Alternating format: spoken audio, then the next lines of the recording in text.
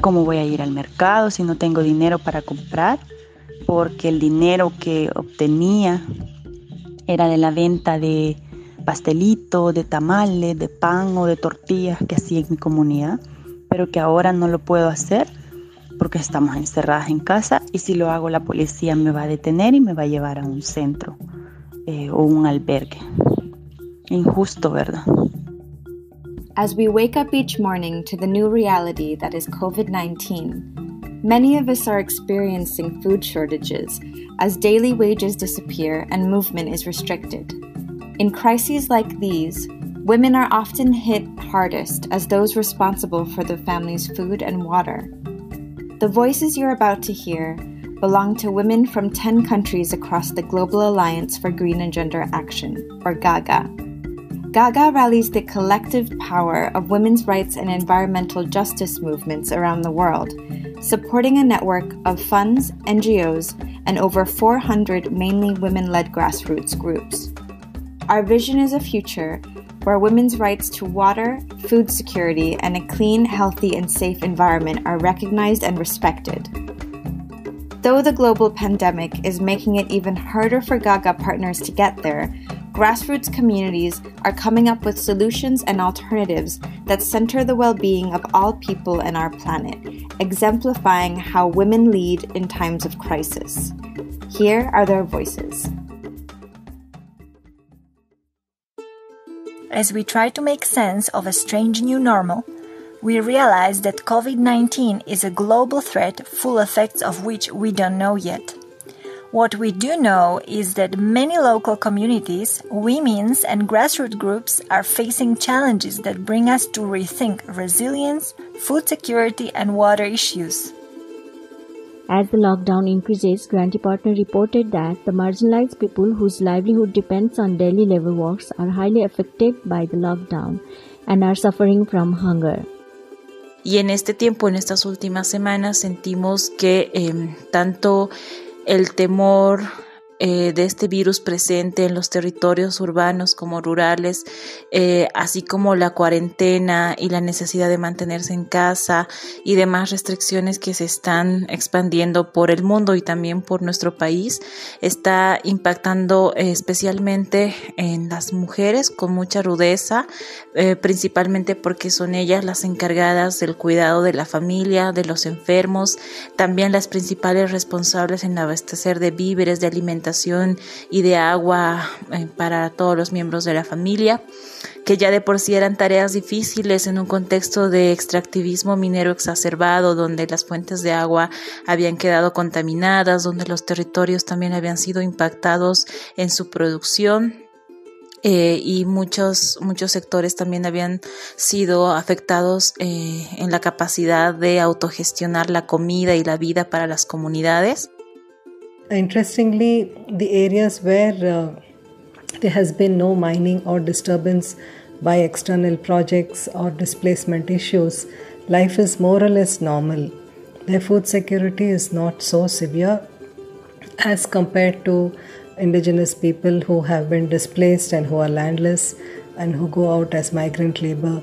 So this is what one can see very starkly, where there is a natural resource base and a sustainable way of living for the local communities, as against areas which have been opened up for large-scale projects and there is a distress situation. It's clear that in areas impacted by extractive activities, women are made even more vulnerable by the pandemic. Women are also asking themselves how they can survive and take care of their families when they're not even allowed to leave their homes and earn an income. Escuchamos por todas partes, a toda hora, a los medios de comunicación, a la comunidad, a la población, al presidente de la República y a las instituciones de gobierno decirnos: quédate en casa. Fácil, ¿no? Fácil como quedarse en casa disfrutando de la vida. No se refleja la preocupación que mayoritariamente es y ha sido de las mujeres por rebuscarnos en buen salvadoreño. ¿Qué vamos a hacer? ¿Qué vamos a comer ahora? tener la comida lista y en la mesa para nuestro grupo familiar, como se nos ha impuesto toda la vida. We are unable to go to work or even to the markets to sell our food crops that we harvest from our farms. We are forced to dash them out for free or face the consequences of them getting rotten at home. Prior to the lockdown, the prices of commodities increased outrageously, some as high as 200 to 300% price increments. Most women could not afford to even buy enough food items to store, to use during the lockdown period, not to talk about hand sanitizers or even nose masks to keep themselves and families protected. Each household is entreated to start managing a small backyard farm to at least be able to provide some food for the families to depend on until markets resume operation again. In the past, it was easy to control the rate of food consumption, especially as everyone would leave the house in the morning and return late in the afternoon. With everyone at home all day, food consumption has increased, putting more pressure on family heads. So, na may mga nangahatag na nga mga inisyatiba, ang mga barangay, ang munisipyo, ang probinsya, pero tungod kay dili man gid kini maigo sa mga pipila lamang kaadlaw. Siguro nakatubag sa 1, 2, 3, 4, 5 kaadlaw. Pero tungod nagkadugay ang pangitabo sa COVID, mo nang mas nagkadugay po din noon nga manginahanglan sila. No, so ang mga community, labi na mga IP communities na kung asa nagsalig lang sa bugas nila diri sa ubos kay. With a system that leaves daily wage earners vulnerable and with barely enough government support to survive, community-based organizations are trying to fill in the gaps and promote food sovereignty. To address the situation, we dispersed 4 discretionary grants to the grantees of 3 districts for relief food support, targeting the most marginalized families who have no access to the relief support from the local authorities. Altogether, 67 families were provided support for food. These families depend on daily labor work for their livelihood, like labor in house construction, bricklayings, agricultural fields, working in slaughterhouse. They were single woman-headed households, families with disabled household heads, the landless families. We are highly alert. Our support goes to the people who are the most vulnerable and have no access to the other means of support. Now is the time to rethink our systems with a holistic approach and start promoting policies and practices that lead to planet's ecological stability, cultivating biodiversity richness in our forests and farms, and thus bringing us health through our food and analog forestry. We can prepare to better handle similar events in the future by restoring and protecting our environment.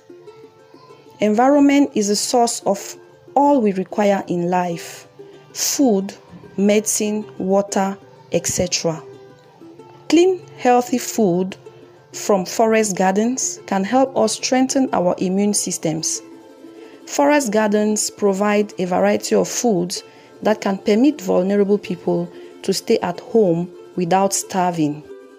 Como alternativa es el establecimiento de producción agroecológica, como huertos familiares, fincas de producción diversificada, también hacer concientización y el involucramiento de familiares desempleados para hacer una producción más dinámica y así contribuir en la salud física. Amar la tierra es amar la vida. Cuidemos nuestros cuerpos y bienes naturales. Trabajar los huertos biointensivos es una alternativa a la crisis mundial que enfrentamos, ya que sembramos para que nuestra familia, la comunidad y nosotras podamos alimentarnos sanamente, rescatando nuestras culturas ancestrales. y se está tomando también una conciencia colectiva de que es necesario cuidar la naturaleza y que es necesario cuidar de nosotras y de las otras y de todos para sostener colectivamente lo que se nos viene, y cada vez queda más claro que la minería, que el dinero, que la mercantilización de la vida no son opciones para la sobrevivencia de la humanidad. Por eso es que desarrollamos un modelo agroecológico donde ponemos en el centro la vida, el cuidado y los derechos de nuestra madre tierra, implementándolo día a día y en tiempos de coronavirus o COVID-19. If you want to learn more about GAGGA and our partners' work, you can visit gaggaalliance.org, subscribe to our newsletter, and follow us on Twitter at the handle GAGGA_Alliance. Thanks for listening and stay safe.